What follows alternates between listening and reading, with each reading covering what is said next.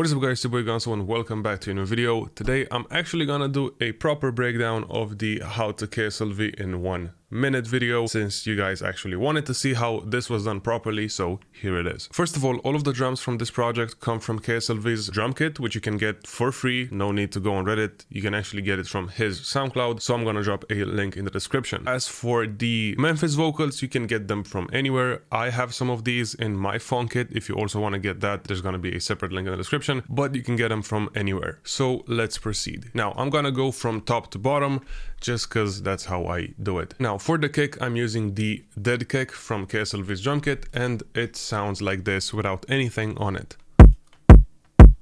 Pretty simple kick. All I did to it was basically add an EQ to boost some of the low frequencies and kind of tone down the low mid frequencies, just so it wouldn't be as in your face. I want it to be more oomph, low frequencies, you wanted to feel it kind of thing. So it sounds like this.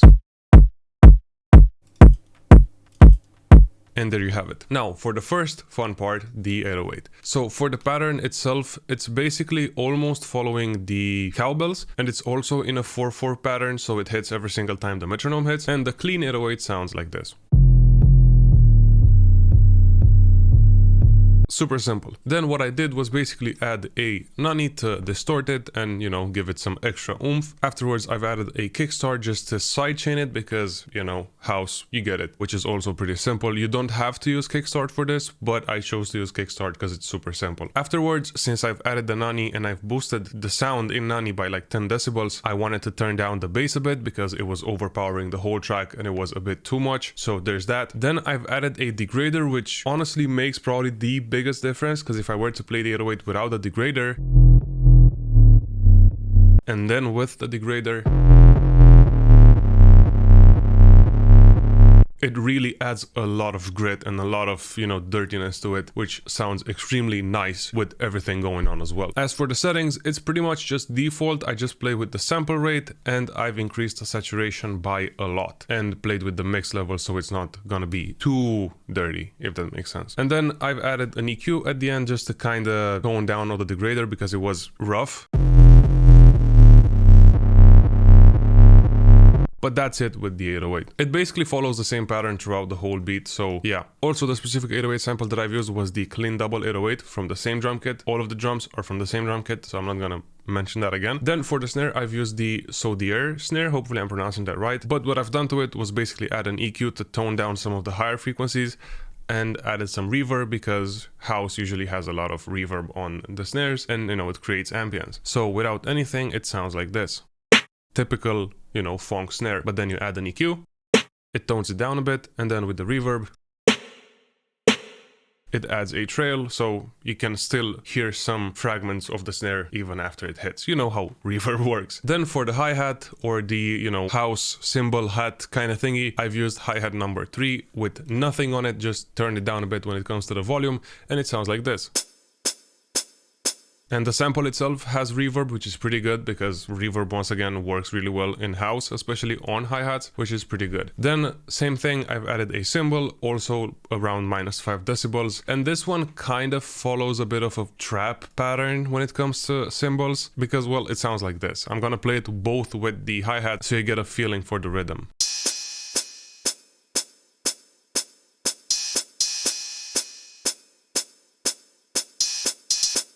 And that's it. I basically duplicated this whole region for the remainder of the track minus some switches. Now for the actual fun part, which is the cowbells, and specifically the 3 cowbells that I've used, actually 4 cowbells. If you want to know how I've done the actual cowbell melody, I did make a video recently on how to make cowbells for Phonk, and I did show something similar to this, but the only main difference compared to the actual video is that I've doubled the notes. So instead of having just everything like this, it's basically 4 notes where normally there would be 2. So the cowbell, specifically the main one, is the disaster cowbell, and raw it sounds like this.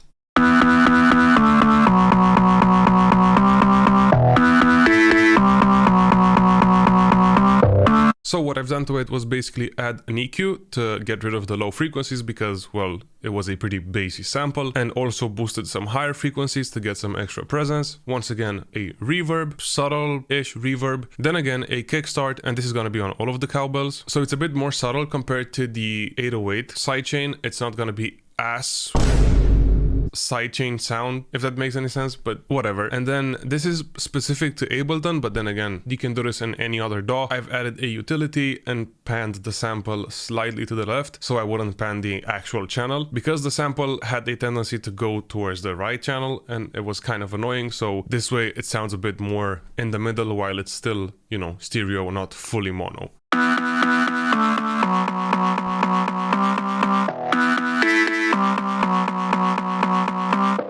And there you have it. This is the main cowbell. Now, the second one is used as a switch up of sorts, as a variation of sorts, and it's the same channel, pretty much the same exact effects, actually the exact same thing. It's just that it's using a different cowbell, and this is the more classic cowbell. It's even named classic, and it sounds like this.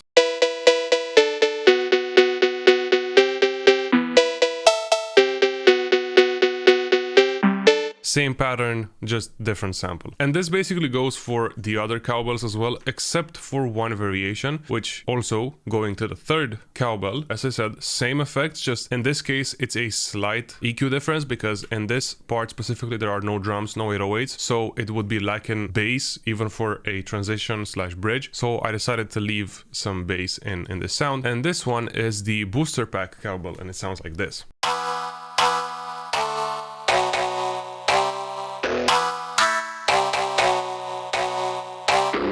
But it also plays in a switch up in between the verses, and it sounds like this.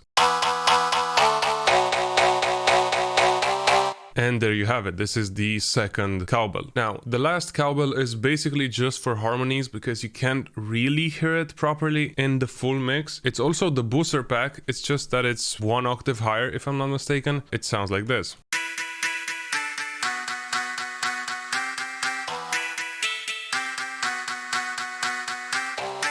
And as I said, it's just there for harmonies to give it some slight difference. And as you can see, I forgot to paste it here, but there you have it.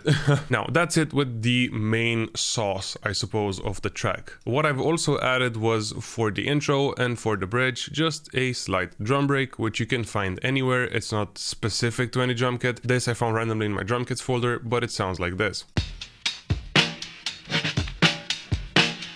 You can find these pretty easily on Reddit or on YouTube, or you most likely have some already in your drum kits. Just, you know, look for something that fits with the general bounciness and groove of your track. Now, for the Phonk vocals, as I said, this is really up to you what you want to do. I got lazy because I made this pretty fast, so I just looped the same vocals, more or less. You know, you can use any kind of vocals. In my case, I used the Orange Mound sample, which sounds like this.